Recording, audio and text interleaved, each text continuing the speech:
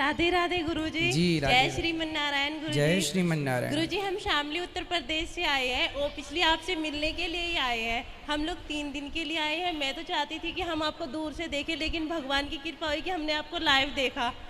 मैं आपको बार बार प्रणाम करती हूँ गुरुजी और कहती हूँ कि आप बस हमारे ऊपर आशीर्वाद बनाए रखना। वैसे भगवान की बहुत कृपा है हमारे ऊपर। और मेरे हस्बैंड का कोई क्वेश्चन है, वो आपसे करना चाहते हैं। करिए।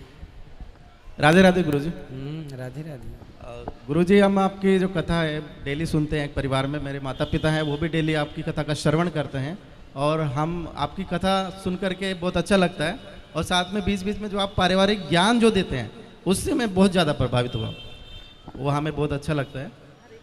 और गुरुजी, मेरा एक प्रश्न है, हालांकि मैंने बहुत 2-3 विद्वानों से भी किया था, उन्होंने अपने अपने तर्क इस पे दिए हैं, बस आपके श्रीमुख से मैं सुनना चाहता हूँ।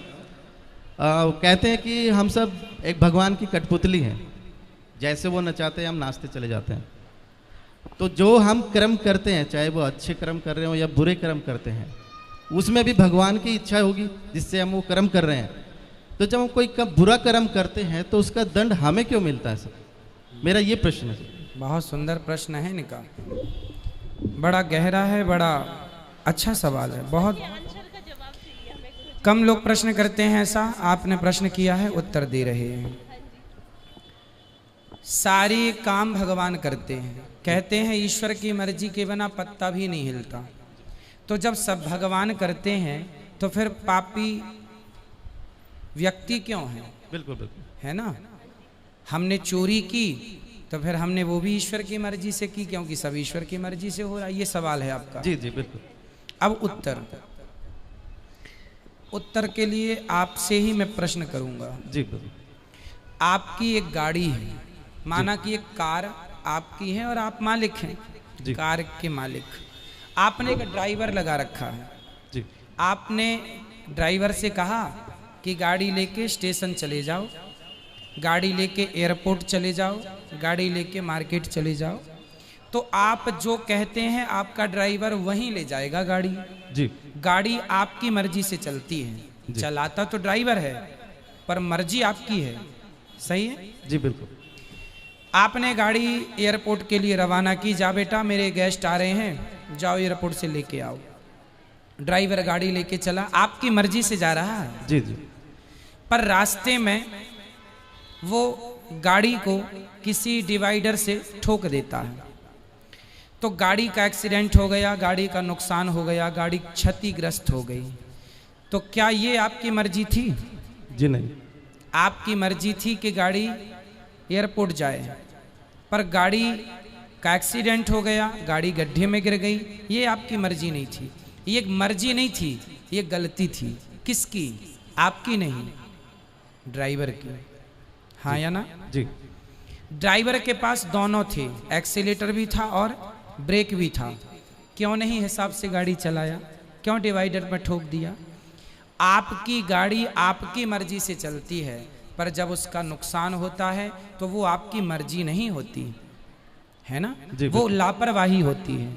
उसी प्रकार ये संसार भगवान की ओर से चल रहा है, मालिक भगवान है, हम लोग केवल ड्राइवर हैं।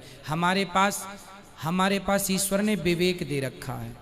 आपको पता है कि आपको गुलाब की सैया पर तो सोना है। आप कहीं गुलाब होंगे तो आप जाके उस गुलाब के ऊपर बैठ भी सकते हैं, खड़े भी, पर कांटों का ढेर होगा तो आप नहीं खड़े होंगे। आपको पता है कि ये गुलाब है, ये कांटा है, आपको समझ है कि ये सही है, ये गलत है। जब आपको समझ है तो आपने अपनी समझदारी से अपने मन को रोका क्यों नहीं गलत काम से? ईश्वर की मर्जी से संसार चल रहा है। आप और हम सबकी मर्जी में ईश्वर की मर्जी है, पर हम जो गलत निर्णय लेते हैं उसके लिए ईश्वर ने हमें स्वतंत्र, गाड़ी आपकी है, मालिक आप हैं, लेकिन ब्रेक एक्सीलेटर आपने ड्राइवर को सौंप रखा, भाई जहां जरूरत पड़े दबाते रहना। उसी प्रकार ईश्वर ने भी हमें बुद्धि देके स्वतंत्र कर दिया है कि जहां जरूरत पड़े वहां अपने हित में अहित में सोच लेना। आपको कहा जाए कुएं में गिर जाओ, आप नहीं गिरेंगे, आपको पता है ये गलत है। तो आपको स्वयं को ईश्वर ने इतनी पावर दे रखी है। मालिक तो आप हैं गाड़ी के, लेकिन कुछ पावर ड्राइवर के पास भी है ना, ब्रेक एक्सीलेटर।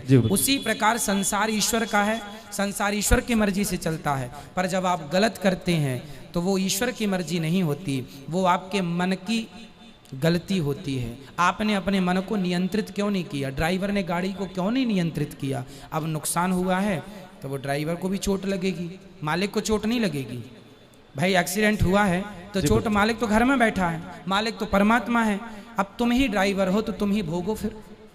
तो अपने अपने किए का दंड, ईश्वर की मर्जी से संसार चलता है, पर उन्होंने हमें सही गलत की सोच दे रखी है। सही गलत क्या है वो पहचान दे रखी है। अब आप गलत करें तो इसमें दोषी ईश्वर कैसे हो सकता है? जी गुरुजी, लेकिन मेरा एक थोड़ा सा डाउट है गुरुजी। जी, हमने रामायण सीरियल देखा है टीवी में, ठीक है। उसमें ये दिखाया गया था कि जब राम जी लंका को जीत लेते हैं और माता सीता जी जब अग्नि परीक्षा देती हैं, उसके बाद में राजा दशरथ जी आसमान में प्रकट होते हैं। बिल्कुल। और वो राम जी को बोलते हैं कि मुझे तुम पर बहुत गर्व है, मैं तुमसे बहुत खुश हूँ। तो भगवान राम वहाँ पे उनसे एक चीज़ मांगते हैं कि आप मुझे एक वचन दे दो कि आप जो है माता कैकेयी को क्षमा कर दो, उनकी इसमें कोई गलती नहीं। लेकिन वो जो आप बता रहे हैं कि एक विवेक और जो बुद्धि जो दे रखी है वो भगवान ने सभी को दे रखी है, वो माता कैकेयी को भी दे रखी थी। ठीक है। लेकिन उन्होंने गलत निर्णय लिया, लेकिन भगवान ने उनको क्षमा कर दिया। तो मैं ये कहना चाह रहा हूँ कि जब भगवान उनको क्षमा कर सकते हैं तो हम लोगों को क्यों नहीं क्षमा कर? हाँ, करते हैं, आपको भी करते हैं, हमें भी करते हैं। कब करेंगे? जब शरण में कैकेयी माँ चित्रकूट जब आई थी ना, तो उन्होंने क्षमा मांग ली थी राम जी से, आत्मसमर्पण कर दिया था, बेटा अपराध हो गया, राम यदि तुमने मुझे माफ कर दिया तो वचन दो कि अगली बार तुम मेरे पुत्र बन के आओगे। वही कैकेयी माता देवकी बनी और फिर उनके गर्भ से श्री कृष्ण प्रकट हुए। तो भगवान कहते हैं तुम कितने भी बड़े पापी हो, यदि मेरे सामने आके आत्मसमर्पण कर दोगे और मेरे हो जाओगे, मैं भूल जाऊंगा कि तुमने कोई पाप किया है। ये बात लिखी है, लिखित में सुनिए। सन्मुख हो ही जीव मोहि जबहि जन, सन्मुख हो ही मतलब जब मेरे सन्मुख आ जाएगा, समर्पण कर देगा, तो जन्म कोटि करोड़ों जन्मों के पाप मैं भूल जाऊंगा। ये लिखा है जी। जी। एक छोटा सा क्वेश्चन है जी, एक जी। और। हमने सुना है कि धर्म बहन होती है, लोगों से कहते सुना है कि ये हमारी धर्म बहन है। ठीक है। ये भी सुना है कि ये हमारी धर्म पत्नी है, लेकिन हमने ये कभी नहीं सुना कि ये हमारे धर्म पति है। ऐसा क्यों सर? हाँ, पत्नी भी एक ही होती है ना। अब दूसरी पड़ोसन को तो आप कह नहीं सकते कि मेरी धर्म पत्नी है जी। अपनी कोई ना, आप पत्नी कह सकती है मेरा पति है, परमेश्वर है। वहां धर्म तो लगा ही है, जुड़ा ही है, कहने की जरूरत नहीं है, है ना। इसलिए पत्नी धर्म पत्नी है, धर्म की माँ बन जाती है, धर्म की बहन बन जाती है। जो बन जाती हैं वो बन जाते हैं। अब सबको आप कैसे अपना बना सकते हैं? बना सकते हैं, पर सबको धर्म पति कैसे बनेगा? कोई पति व्रता नारी है ना, एक पति के सिवा, एक पुरुष के सिवा पराये पुरुष पर नजर जाएगी तो समाज उसे कुलटा कहेगा, चरित्रहीन कहेगा। शूर्पणखा गई थी तो उसकी नाक कान भंग हो गई। केवल ये धर्म नारी का नहीं है, पुरुष का भी है।